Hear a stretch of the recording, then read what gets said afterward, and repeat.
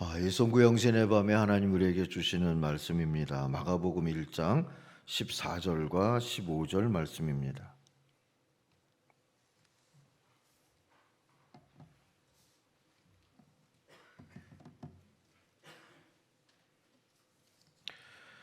하나님 주신 말씀 마가복음 1장 14절 15절을 우리 한 목소리로 같이 읽겠습니다. 요한이 잡힌 후 예수께서 갈릴리에 오셔서 하나님의 복음을 전파하여 이르시되 때가 찼고 하나님의 나라가 가까이 왔으니 회개하고 복음을 믿으라 하시더라. 아멘. 교수신문이 교수들의 의견을 모아서 해마다 그 해에 사자성어를 정해서 발표를 하죠. 올해 21년도에 사자성어로는 묘소동처로 정했답니다. 고양이 묘자에다가 쥐서자, 함께할 동자에 있을 처입니다. 풀이하면 고양이와 쥐가 자리를 함께한다. 묘소동처입니다. 당나라의 역사를 소설한 중국의 구당서라고 하는 책에 보면 이 사자성어를 설명하는 일화가 실려 있답니다. 낙주라고 하는 곳에 조귀라고 하는 사람 집에 고양이와 쥐가 같은 젖을 빨고 서로 해치지 않는 일이 생겼답니다. 그의 상관이 쥐와 고양이를 임금에게 바쳤대요. 그러자 정부의 관리들이 상서로운 일이라면서 난리를 피웠답니다. 오직 최우보라고 하는 사람만이 이것들이 실성했다, 제 본성을 잃어버리고 미쳤다 하고 바른 소리를 했다지요. 일반적으로는 고양이는 쥐를 잡는 동물이라 쥐와 함께 살 수가 없죠. 서로 원수 같은 사이여야 합니다. 어찌된 탓인지 이 둘이 서로 한 통속이 되었다는 뜻입니다. 오늘날 이 말은 묘소동처, 이 말은 도둑을 잡는 자가 도둑과 한 통속이 되었다 하는 뜻으로 이해가 됩니다. 고양이는 나쁜 짓을 못하도록 감시하고 감독할 사람들을 뜻하죠. 공무원이나 뭔가 감사를 하는 분들이나 검찰, 경찰, 법관 같은 분들이죠. 쥐는 사리사욕을 채우기 위해서 범법한 자들, 위법한 자들, 탈법한 자들, 배임하는 자들을 뜻합니다. 도둑을 잡아야 할 사람이 도둑과 한패거리가 되어 있는 묘서동처의 현실을 올 한 해 우리 사회 곳곳 여러 사태에서 보았다 하는 뜻인 거죠. 그래서 올해의 사자성어를 묘서동처로 정했답니다. 아무튼 이 말은 우리 사회가 이렇게 계속 가서는 안 된다는 통찰을 보여주고 있습니다. 더군다나 요즘 대선 전국을 보면 더 이상 우리 사회에서 영웅이나 위인, 용사나 현인을 기다린다는 건 어리석은 기대일 뿐이라고 얘기해 주고 있습니다. 각자 도생을 할 수밖에 없는 세상인가 싶어 세대마다 사람마다 우왕좌왕하고 있습니다. 사람이 사람을 버거워하게 되었습니다. 셋 중 하나가 나홀로 사는 세대가 됐다는 우리의 세태도 그래서가 아닐까 싶습니다. 아무튼 나이 든 세대일수록 허망하다 하고 나이 어린 세대일수록 벌써 지쳤다고들 합니다. 정말 교회가 구실을 해야 할 시대가 된 것입니다. 그런데 오늘의 교회는 어떻습니까? 불안과 방황이 세상보다 더하면 더했지 결코 덜하지 않습니다. 위드 코로나만 되면 옛날로 다 돌아갈 수 있겠습니까? 전에 갔던 길을 전에 하던 열정과 속도로 열심히만 달려가면 다 되겠습니까? 그러면 예배당은 다시 생기와 활력으로 가득 차고 우리 사회와 이웃은 다시 교회를 존경하게 되고 다음 세대는 교회를 다시 사랑하게 되고 교회는 세상의 빛이 되고 소금이 되겠습니까? 교회 사가들 중에는 약 500년마다 교회가 위기의 시기를 겪고 동시에 새로운 희망을 경험하고 있다고 보는 이들이 있습니다. 예를 들면 주 500년경에는 중세라고 하는 암흑기가 출현했고요.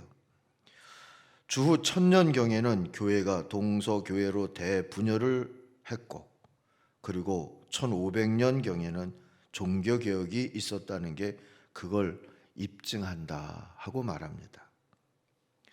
이제 종교개혁 후에 다시 500여 년이 지났습니다.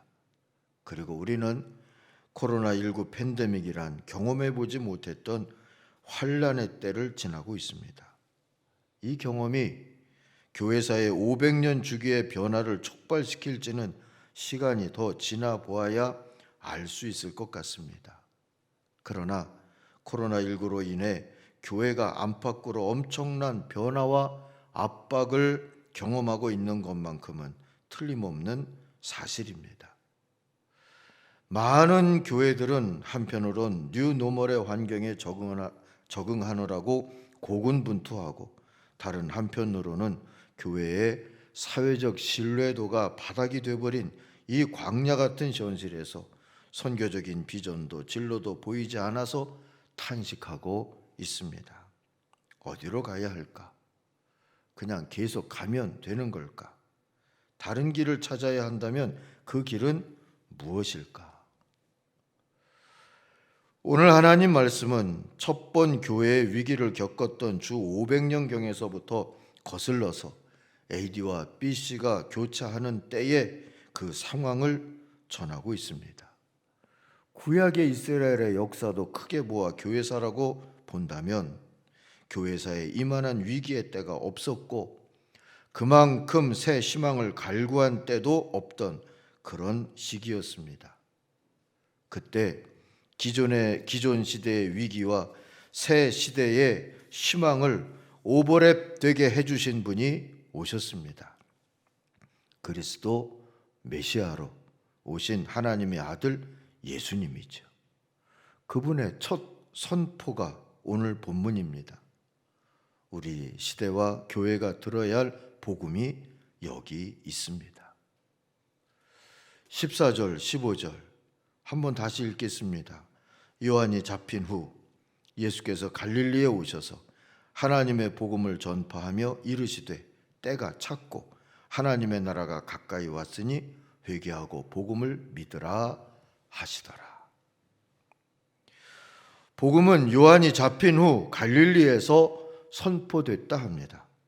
요한과 갈릴리는 광야이고 가난이었습니다. 더군다나 요한이 잡힌 후 갈릴리가 상징하는 것은 예루살렘과 로마로 향하던 기대가 꺾이면서 동시에 예루살렘도 로마도 아닌 제3의 것을 기다려야 하는 당황함과 두려움, 그리고 그래서 간절한 기도였습니다. 우리 주님은 그런 상황에 대해서 때가 찼다 하고 말씀하신 겁니다. 그리고 선포하신 거죠. 예루살렘도 아니고 로마도 아니고 하나님의 나라가 가까이 왔다 하고 말입니다. 그 하나님의 나라, 하나님의 다스림이라는 은혜, 천국의 새 질서와 자비의 능력 같은 걸 영접하려면 회개해야 한다 하고도 말씀하십니다. 어찌하면 갈릴리가 예루살렘처럼 될 수 있을까? 언제 우리는 로마 시민처럼 되어보나? 그걸 바라볼 게 아니라 그런 길, 그런 기대에서 오히려 돌아서서 요한처럼 광야의 낯섦과 하나님 나라의 복음, 다시 말하면 하나님의 다스림을 전하는 복음을 받아들여야 한다고 말씀하신 겁니다. 그러면 하나님의 나라를, 하나님의 다스림을 그래서 누릴 수 있는 새로운 평강과 희망을 우리 안에 영접할 수 있다고 하신 것이지요. 복음서를 보면 그렇게 회개했던 요한은, 그리고 회개의 복음을 받아들였던 갈릴리의 가난한 어부들과 소작인들은 예수라는 복음의 실제를 그 낯설음을 받아들였어요. 바리새인도 거절하고 율법 학자들도 알아듣지 못한 그 하나님의 나라의 실제, 복음의 선포를 그들은 받아들였어요. 사랑하는 성도 여러분, 우리에게도 이런 회개가 필요합니다. 그 시작은 코로나19가 가져온 낯설음을 이해하고 기존의 신앙의 관습과 방식을 비워내는 광야의 비움을 받아들이는 것부터 시작해야 할 것입니다. 코로나가 가져온 낯설음을 어설피라도 얘기해 보면 이런 것들이죠. 디지털 전환이라고 하는 변화 속에서 온오프 하이브리드 교회가 앞으로 교회의 오늘이고 미래가 될 수밖에 없다는 것. 그리고 제자도의 사명과 복음이 가진 공공성과 평화라고 하는 가치의 추구는 복음의 부록이 아니라 복음의 본질적 요소라는 것.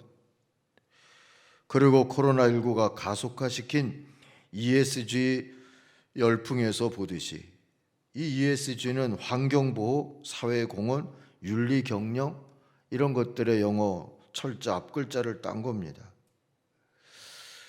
그런 열풍에서 보는 것처럼 교회는 앞으로 성도들의 수와 헌금 액수와 같은 양적이고 재무적인 조건이 아니라 환경과 사회적 책임 또 거버넌스라고 하는 건강한 소통 구조 같은 비재무적이고 선교적인 요소들이 교회가 관심 가져야 할 시대적이고 하나님 나라다운 가치라고 하는 것,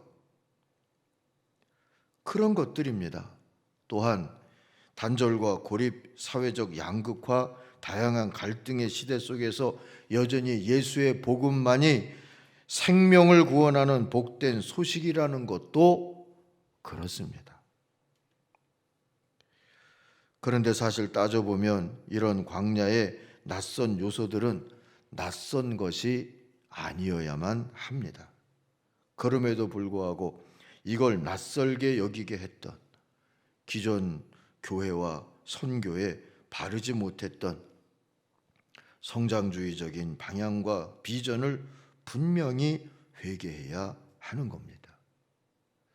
이제 맞이하는 2022년은 복음으로의 돌이킴, 복음의 가치로의 회개를 추구하는 그런 길로 가야 합니다.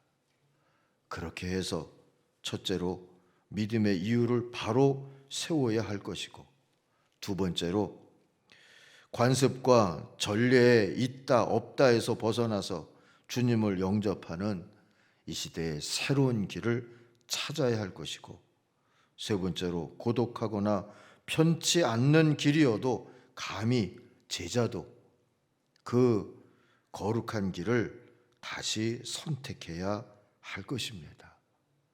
그게 회개입니다. 그럴 때 우리는 이 위기의 시대를 넘어서 새로운 희망의 길을 다시 걷게 될 줄로 믿습니다.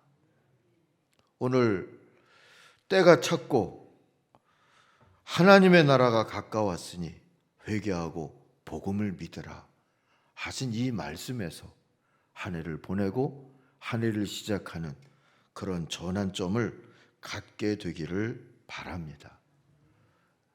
그런 소망을 가지고 그런 믿음을 가지고 오늘 기도할 때 하나님께서 우리의 기도가 다시 한번 하나님과 동행할 수 있는 새로운 걸음으로 또 새로운 시대를 감당할 수 있는 그러한 선교적인 비전으로 이끌어 주시는 응답을 베풀어 주실 줄 믿습니다. 이 말씀을 붙들고 함께 기도하는 귀한 밤이 될 수 있기를 바랍니다.